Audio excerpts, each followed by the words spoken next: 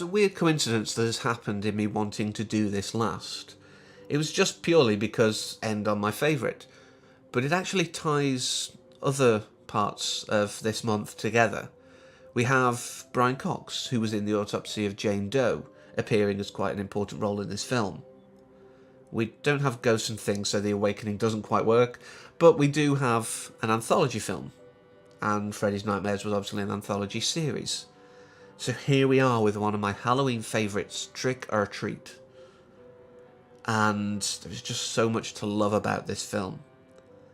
I did learn something quite sad when I was, rewatching it and just looking at a bit of extra information just to prep myself. And that was that it was actually slated for October of 2007. But, possibly worried about competition from the Saw franchise, they opted not to put it out in wide release.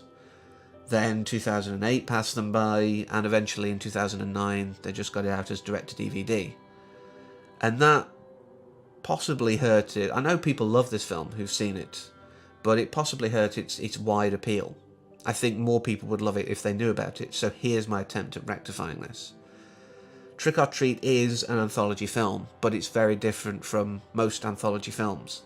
It doesn't go, here's section 1, here's section 2, etc.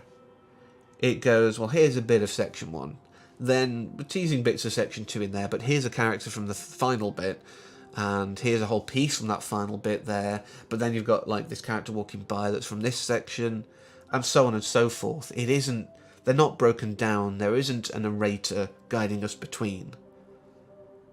We just have these characters intermingling in stories, and sort of giving us a sense of chronology, because there's a lot of to and fro with time in here.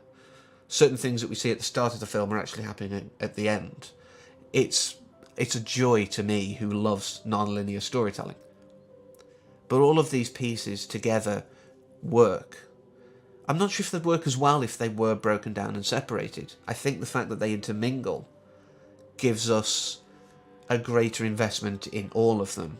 The fact that the kind of nice-seeming guy, who turns out to not be that nice, is actually the guy who is killed at the Halloween party with the werewolves. That gives us a wonderful connecting thread. But I love this film. I love it so much that I sat down to rewatch it, and I was like, oh, I'm getting to rewatch this. I don't do that for many films. Even Repo, I wasn't like, oh, I get to rewatch this. It's like, okay, I've got to be focused on this. I was just like, I'm watching this for fun. Anything that sticks in my brain afterwards is bonus. And I remembered it all anyway.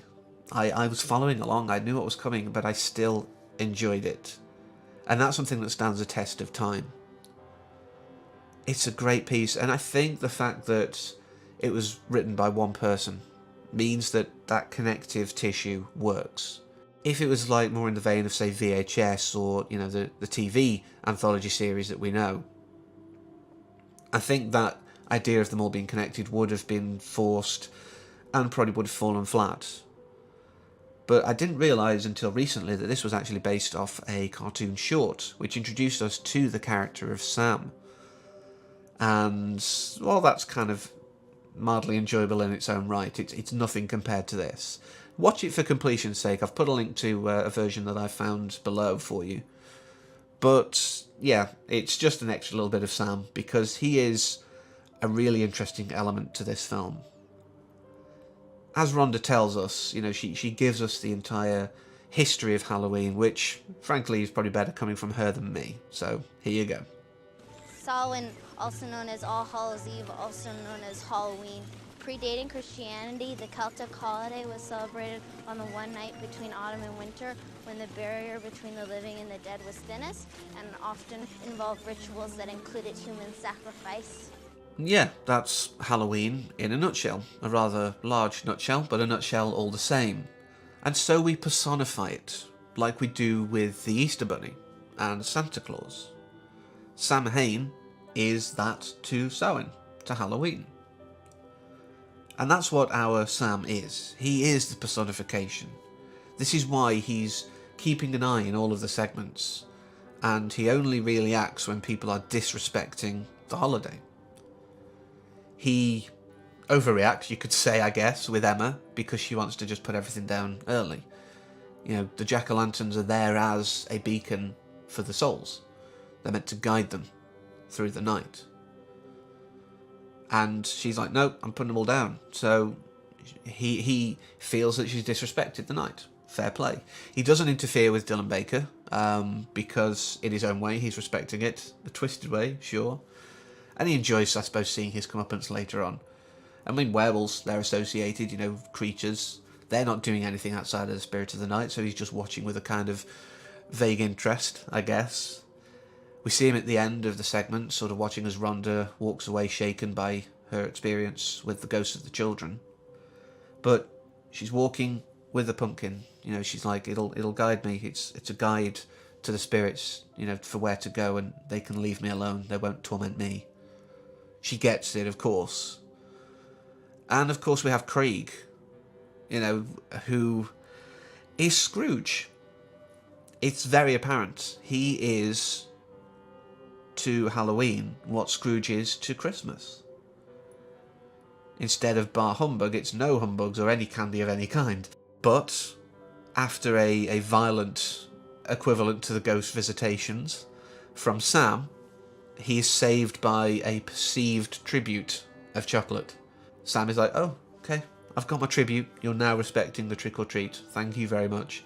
I'll saunter off now. And it's a happy ending. Until the end, when the ghosts of the children come and get him. Many people have been confused, apparently. I've seen videos that's like the ending explained, and I'm like, what is there not to get here?